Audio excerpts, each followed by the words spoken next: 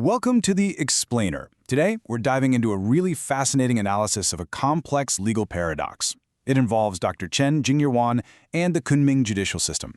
It's the kind of case that actually forces us to look at the law not just as a rigid set of rules, but, well, as a mirror.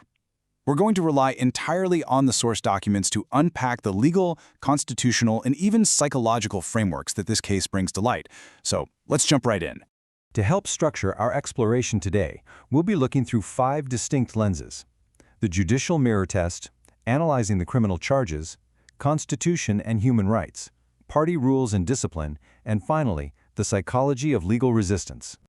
Starting off with Section 1, the judicial mirror test.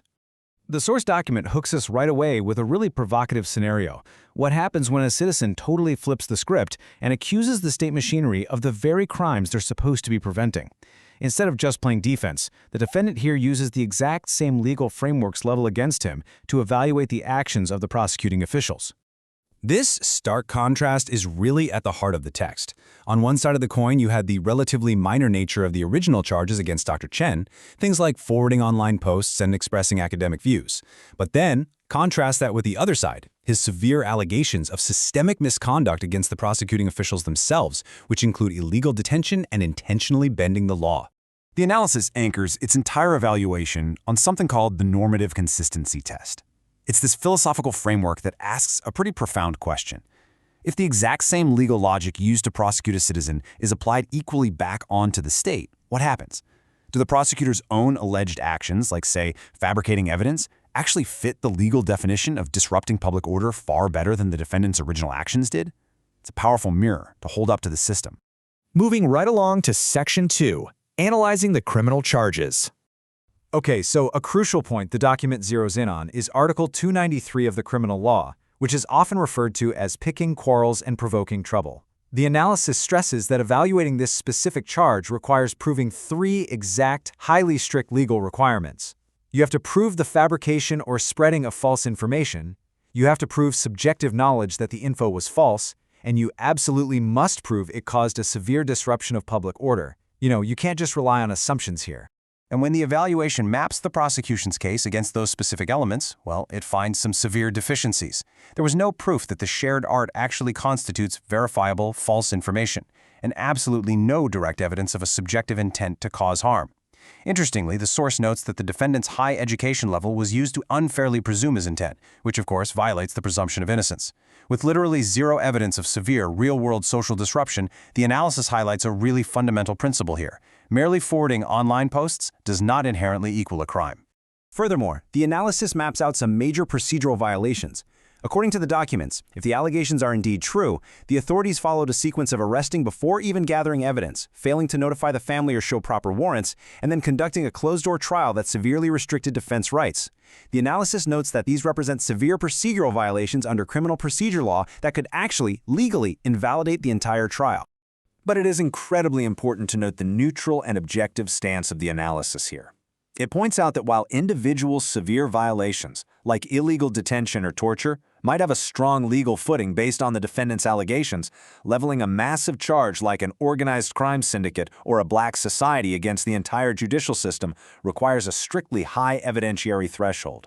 The analysis clarifies that judicial coordination, even if flawed, doesn't just automatically equate to an organized crime syndicate under the law. Now let's turn to Section 3, Constitution and Human Rights. The document evaluates the allegations against some absolute core human rights. We're talking about the right to liberty, the right to a fair trial, and freedom of speech, but I want you to pay close attention to that last point. The analysis emphasizes that freedom from torture is an absolute, non-derogable right under international covenants like the ICCPR. Simply put, that means there is no legal exception and absolutely no state of emergency that ever justifies its use. Here we run into a massive constitutional conflict identified in the text. On one hand, you have the principle of proportionality, which dictates that criminal law should be the absolute last resort for societal intervention. On the other hand, the supremacy of rights means that state power must always submit to constitutional protections. The analysis points out that using the heavy hand of criminal law to punish online academic expression severely oversteps both of these boundaries. So, why does all of this matter to the broader public? Well, The evaluation suggests this isn't just about a single flawed trial. If constitutional protections are bypassed in this manner, it points to a structural risk of a systemic procedural failure. This kind of thing creates a chilling effect across society, suppressing social innovation and academic freedom nationwide, simply because the boundaries of legal expression become entirely unpredictable. Bringing us to Section 4, Party Rules and Discipline. The document outlines a really critical structural difference here, and it's vital for understanding accountability in this specific context. Ordinary citizens are bound only by national laws and are protected by the Constitution. They aren't subject to internal party rules. However, party member officials carry this dual burden. They're bound by national laws, sure, but simultaneously, they're held to a much higher standard of party discipline and political ethics. According to the evaluation, if prosecutors intentionally fabricated evidence or bypassed procedures as alleged, they wouldn't just be breaking national criminal law, they would be fundamentally betraying the core ethics of the CCP's disciplinary regulations.